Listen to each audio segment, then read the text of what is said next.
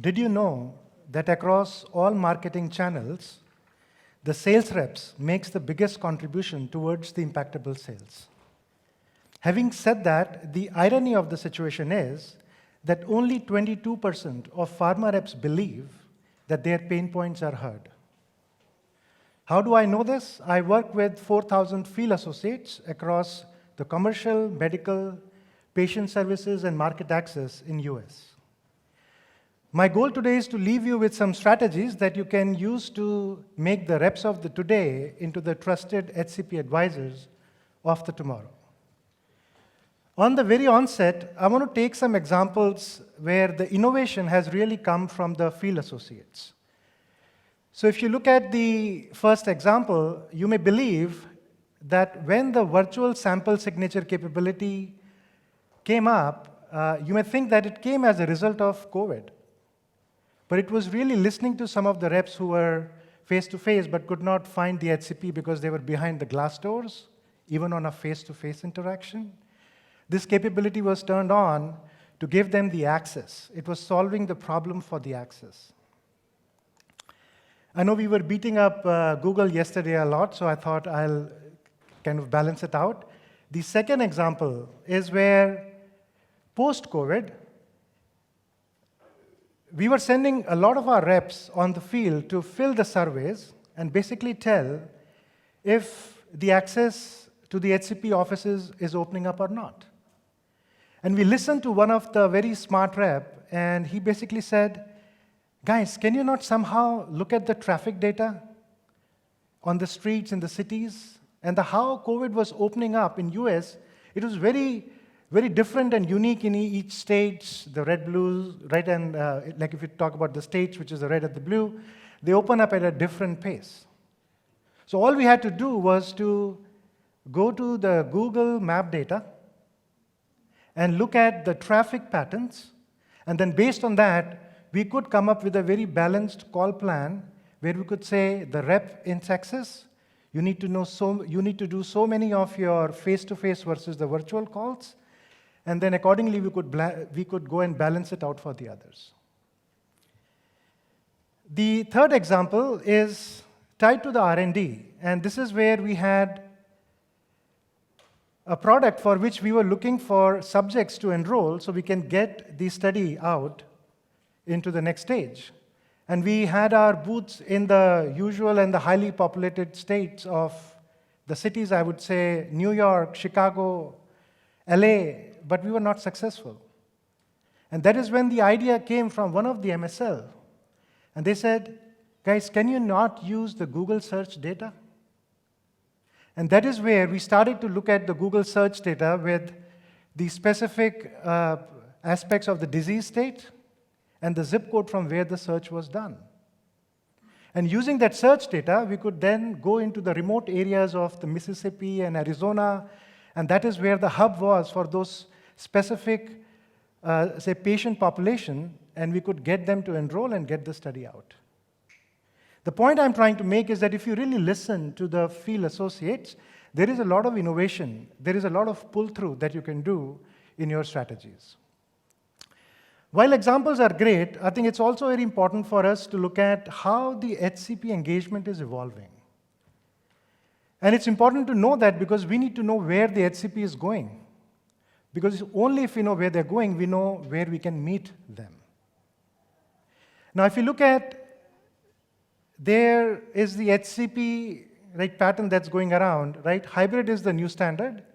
Many companies who are successful, many reps who are successful, they are mixing the virtual calls with the face-to-face. There were many reps who were so happy face-to-face is back, but really if you look at the numbers, the successful reps and more than 50% of those companies are doing the virtual calls in addition to face-to-face and of course the rep-triggered emails and whatnot. Right, remote beats face-to-face as long as you have a good story to tell. And that also means that effective content will drive the impact. We are seeing 3 times is where the virtual calls are being used, and 4 times where on a virtual call, it is the content that's making sense. And instead of getting a 5-minute, 10-minute block with an HCP on a virtual call, you're able to see 15 to 20 minutes of a blocking, which is great. And the last, not the least, is we all are the victim of the phone, right? We want to go and check back into our phones. The same is happening for our HCPs also. The speed at which the information is getting generated, even our HCPs are looking for how we can make it bite-sized, how we can make it simple. In a sense, HCPs are looking for the real life, so they're looking for the real-time services. Right? Talk to me, meet me where I'm going and when I need you. I should say that from an HCP point of view, if the message is not insights-driven and if it's not personalized, it's a noise. And I'll share two other aspects. The complexity, if you think about the rep, is if you see two clinics that are next to each other, the complexity is so unique that you cannot apply the same template on the other one, right? And the way we call it is that if you know one account, you only know one account. And the second aspect, which is a challenge for the marketing, is that if in an office there are 10 people with 10 business cards, you need to have the key messages for all of them, personalized key messages for all of them. And the point basically there is that, right, again, the insights and the personalization is the key, and how you need to see that the decision-making is not with the HCP anymore. It's the total office call. You need to know all people who make your way to the patient. So while it's good that we know where the HCP is going, how do we make our reps meet them where they are? And that is where we need the reps who are digitally enabled. What we are seeing in the numbers is that a rep who is digitally enabled is able to execute calls that are longer. As I said, the virtual calls are really becoming more substantial. They're able to use the content more times, and they know exactly the library of the content that they have. And as a result, we are seeing at least 70% of the treatment start dates are actually increasing and bumping up. And it should not be a surprise, because if we really look at our HCP population, they're already doing the telemedicine with the patients. So they're already on the edge of being digital. So we talked about examples. We talked about where the HCP is going. We talked about the reps. But then, what are the constraints? And that is where I want to talk to you about some of the myths and the reality. And the first one I would share, which I think has been talked a lot about, where an average rep would basically say that the next best action will eventually replace me.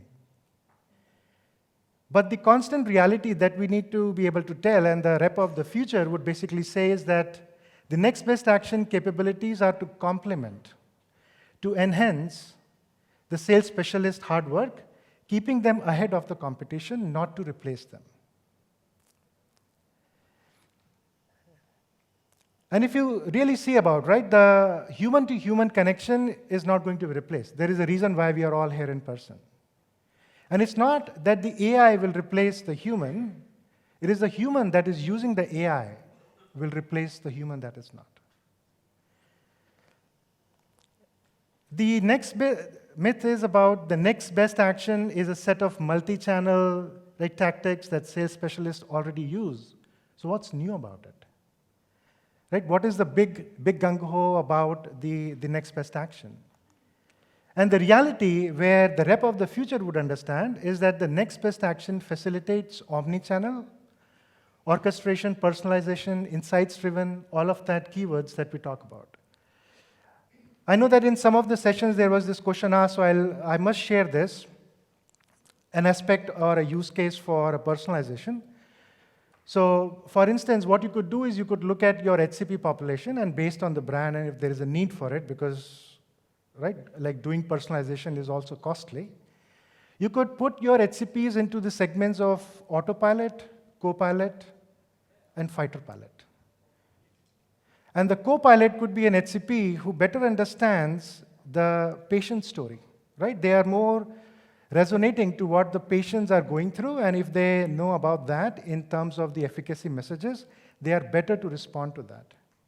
Fighter pilot could be those HCPs who are moved by the data. They see the graphs, they see the pie chart, and that excites them. And the autopilot could be the HCPs who are essentially influenced by the key opinion leaders. They are influenced by what my fellow peers in the industry are saying. And then we talk about how we take the math out from the rep. So when the rep is detailing to that HCP, and if you have done your data insights analytics correctly, automatically what will display for that HCP when the rep is rendering the message, it will show the efficacy based on the persona of the HCP, right? So that is how you join hands with the rep to be able to make them and take them to the next step. The next myth is with the rep, the average rep would believe that dismissing my CRM suggestions would poorly reflect on me. They always think that the big brothers from the headquarters are watching me, right? And how much should I capture, how much should I not? But the reality where a rep of the future would embrace this is, it is critical to either approve or to dismiss the CRM suggestions to increase their future accuracy. This helps to understand what is and what is not resonating with the customer. The rep of the future also understands that AI is dependent on the data. And that is where even approving or rejecting is an important aspect. The next myth is where the next best action is limited to approved emails only. And that is true. Actually, if you look at many of the companies, when it comes to marketing automation, while we could do so much with the customer journey, patient journey, in many cases what we are doing is just email blast. So they are thinking, we are just asking reps to become another channel to just bombard the emails to the HCP. But the reality is that the rep of the future will understand that the next best action is all about the HCP experience overall. And it is not about just the next best email, it's also about the next best sample. It's also probably about the next best key message, next best channel, all of the things that have been talked about in the conference. The next myth is where the sales specialist fear to capture the authentic email for the HCP. This is one of my favorite. We had few reps who came to me and said, oh, we finally got into the doors and we have the best of the best email. We would put it in our notepad. We are fearful to put it in the CRM. And I said, why? And they said, because I do not trust the headquarters. And you would use that email and send the campaign emails to the HCP, and that will break the trust with the HCP for me. So what is very important to even educate the rep of the future is that there needs to be, and if it is, to educate them, there is a strong consent management practice, and then the education needs to be in place with a field intel that we will compliantly use it, and we may the headquarters may assume that all of this is taken care of and the rep is not worrying about it. I think we need to open the door a bit more. We need to educate on the practices of the headquarters, so the reps would make that of the distinction where how the sales and marketing are coming together. And the big dilemma about the sales and marketing, which I could see from the conference, everyone is managing and kind of finding the way through. Marketing thinks that we manage all the channels, and sales is only one of the channels. And sales thinks, I'm the most important channel, right? So how do you bring that gap to closure is one of the very important aspects. But this is where talking to the reps, hearing from them, this email example was very good. The next myth is about the CRM suggestions will replace the call plan. The reps are confused. On one side, you do a quarterly, trimester, 6 monthly, whatever. You give me the targets, and then you keep coming in my way by telling me about I have more important customers through the suggestions. So find a fair balance for me. And the rep of the future would understand that. They would understand that the CRM suggestions help you to prioritize your call plan efforts by knowing ready-to-engage targets. Suggestions are to complement and not to replace the call plan guidance.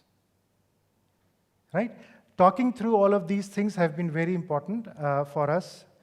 So I thought it'll be a good one to call out, and it's really helped the reps to understand the fair balance between the two.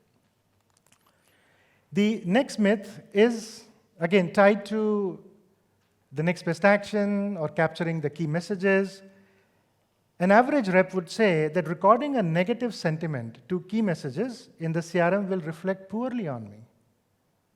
Right? So if you're capturing in your CRMs the positive, negative, neutral, the reps really don't want to do it. Because why? Because they think it'll reflect on me that I'm not doing a good job with the HCP. But the rep of the future would understand that sentiments reflect how your message is landing with the individual HCP. Not all messages will land positively, and that's okay. Because we want to tell to the reps that they are the messenger, they are not the message, right? And I think that is very important in that aspect. If I would take the example on the next one, this is a myth about that there is no opportunity for seamless handovers among the field associates. So, right, many of the reps, while they're using a CRM, they feel struggling about how do I go and create a collaboration across with all the other teams that are there. They feel that there is no one there to carry the baton from them. But the rep of the future, and many today, they understand that an effective CRM is a single and shared CRM, where all teams across commercial, medical, patient services, market access, they need to compliantly coexist and should be ready for a seamless pass the baton for a successful customer journey. So one example I'll take here, we had one of the brand for which we had a clinical discussion that would start with the HCP, and the HCP would say, hey, can you send your reimbursement manager, because I have a non-clinical set of questions. And that ball was getting dropped somewhere. Of course, they had ways to interact with each other through chat and whatnot, but the leadership was very furious about this because we got through the customer feedback that, guys, you are dropping the ball. So what we did is we ended up creating follow-up handshakes within our CRM, and the follow-up was handed over within the CRM, right? That's the benefit of having all teams coexist. Not that you have just one Dr. John Smith and you have a common hierarchy and affiliation. That is old school. The handshake that the teams could do is very important. And that is where we could see that when the handshake was happening from within the CRM between the two teams, the leadership could monitor that the handshake was closing up within 48 hours. And if not, it was getting escalated, and then there were measures that were taken. The next myth, again, we are out of COVID. So face-to-face is back is what an average rep would think. We don't need to require the need of how the virtual selling goes. But the rep of the future would understand that hybrid is the new standard. And when content drives the impact, remote is going to beat face-to-face. And in that essence, right, there are new set of capabilities and trainings that are needed about the business acumen, about the product selling, of course, about the clinical aspects of the product. But most important aspects are about the cross-team collaboration that I talked about in the previous example. It's also about the omnichannel training and the training which is about the access. In US, it's a big pain point. If you look at all calls that are happening with the HCP, 60% are about the clinical, 40% is about the access. And access basically means that which insurance plan is covering your drug or not, how can you make it easy for the patients to be able to get to the drugs, because there is a lot of work, a lot of paperwork that HCP offices needs to do to get that claim for the patient. And if we can educate to the offices, right? This is where you're not talking to the HCP, you're talking to the office staff, and you're educating them that this is how you go about the paperwork. And if you simplify that for them, then HCP has no restriction, because then they want to make the patient happy, and they can show how you can get access to the drug. What I would also say on this one is, like, if we just learn from the technologies we have, right?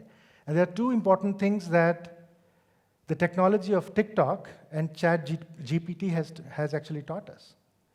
TikTok has taught us that the attention span has really gone down from 15 seconds, what it used to be, is now down to 8 seconds. And if you are not relevant in that moment, swipe. And ChatGPT is telling us that information is not a problem anymore.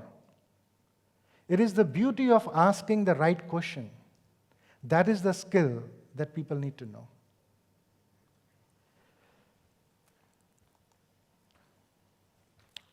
I'm sure most of you have gone to IKEA to buy furniture, and I can share from my own experience that when I build that stool, however wobbly it might be, I love it. And that is exactly what we do with the field, which is the IKEA effect. And the IKEA effect is basically the concept where we bring our field associates on the journey. So when we are building our content, we're not only training them how to click here and there, but why this content is important. So the IKEA effect is something that has come in very handy for us. What we also realized that we had two different teams. One was a fit team, so field input team, and they would give all the inputs of what they wanted. And then we had a different team, which was the team of the digital champions, and they were responsible for rolling it out. And this was really the trunk and the tail of the elephant. So we collapsed the two teams into one, and we now call it the IKEA team. The takeaway I would want you to have is that the trusted HCP advisor is serving at the point of care. And for a rep of the future, right, no 2 days would be the same, right? So what is going on in the mind of a rep in the limited time they have, right? How do they create the proportions when talking to an HCP? This is also showing you the significance of what is more important by the size of the image. If you would, patient really comes first, right? So they are talking about the patient. And right, I talk to the reps and they would say, oh, many times the HCP is telling me that, sorry, your drug is not making an impact. I'm going to put the patient on a competitor product. And the average rep would see this as glass half empty. But the rep of the future would see it as a glass half full because there is a trust. The HCP is open to talk to you about that they are putting the patient on a competitor product that opens the door for your further conversations. So the patient is the highest aspect, the relationship, the trust is the next. Of course, then the things would go out of sequence, which is you talk about the product, you talk about the management of your territory, you look at the regulations of the product, and of course, if you are part of a big system, then you have some obligations around the business plans and whatnot. But in contrast, what's going on in the mind for an HCP, they are basically saying that I need you to be available to me all the time. I need a concierge service. And let me explain with an example. So the average rep would basically say, hey, doctor, I got a new message from headquarters. I want to make sure you are aware of this. And a concierge rep would say, what can I do? I represent the whole company. Who do you need to be connected with? It's the intersection of the HCP and the patient, which is when the live discussions are happening, and that is where we want for our reps to be available, our MSLs to be available to the HCP. So it's more of a continuation of the concierge service. But if you are, or if your reps, if you would, right, are being pulled into a conversation, of course you're not in there, but HCP knows when they're talking to the patient and they can reach out to you, that's a big win, which is the real-time services aspect of it. And then, of course, the customer-centric. I think we beat it to death in this conference, so I'll not go more in detail. But as long as it's really personalized and meaningful, that is where it adds the value. Now, one other thing I would like to share, which is the aspect of the storytelling to the field associates, right? And I know that in the conference we talked about Ferrari and we talked about the garage, so I'm trying to bring it all together, which is the storytelling for the rep, where you have all that you need from a content to the training to whatnot, and now you are the driver for this Ferrari, and now let's talk about how you will take the Ferrari out of the garage. Because if you're going to the rep and talking to them about, hey, if you do a better job in your CRM, that's going to have a better output in your IC, that's not the way they would understand, right? So the best way to explain to the rep is to say that you are the driver, and you need to take the customer on this journey that needs to be timely and educated. Think of marketing as the fuel to the car. Think of product management as a factory that creates capabilities and features. Think of the four wheels of the car, the strategic balance between commercial, medical, patient services, market access. Think of customer engagement as the GPS. And it's someone who is helping through the strategy, building the roads for you, all the way to the HCP. And then think of the data insights analytics as the dashboard on the car for a predictive riding. And then the ethics and the compliance, which will basically be giving you the training and, in a way, giving you the driver's license to drive. What was very interesting is that when this was shared with a room full of the reps, one of the rep and their manager, they raised the hand, and they said something that was very interesting. So they said, oh, you really mean that the compliance is not the brakes in the car, they are the seat belts? And then we added, yes, the compliance is really putting the signs on the roadside, so what should be your speed limit? Where is the bump coming? And how you should drive carefully, right? So these are the ways of storytelling where the conversation really comes into play. I'll just leave you with this last statement, which is, how would you know if the trajectory of your reps of the future is in the right direction or not? And this came, again, from a discussion with the managers where the reps would say this, and if they say this, then you know it's on the right trajectory, which is, if sales is like asking a date with the HCP, marketing should be the reason why the HCP would say yes. Thank you.